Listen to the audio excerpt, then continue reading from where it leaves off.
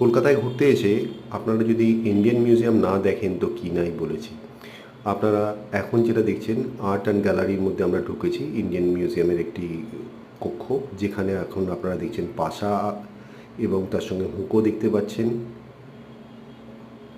আগেকার দিনে কীভাবে মানুষরা পাশা খেলতো তারই একটি আর্ট আমরা এখানে দেখতে পাচ্ছি। এখানে দেখতে পাচ্ছি একটি সুন্দর একটি আর্টওয়ার্ক এখানে দেখতে পেলাম। এখানে আমরা দেখছি আগেকার দিনে কীভাবে দাবা যেটা বলি আমরা এখন চেজ, তার পুরনো দিনে ঘুঁটিগুলো অ্যাকচুয়ালি সত্যি করে নৌকার মতনই দেখতে হতো বা ঘোড়ার মতনই দেখতে হতো। তো সেই ধরনের একটি দাবা আমরা দেখে নিলাম।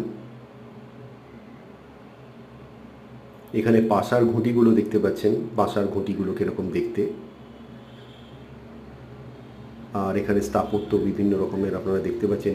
এগুলো আপনারা দেখতে পাবেন ইন্ডিয়ান মিউজিয়ামে এলেই, যেটা কলকাতায় রয়েছে।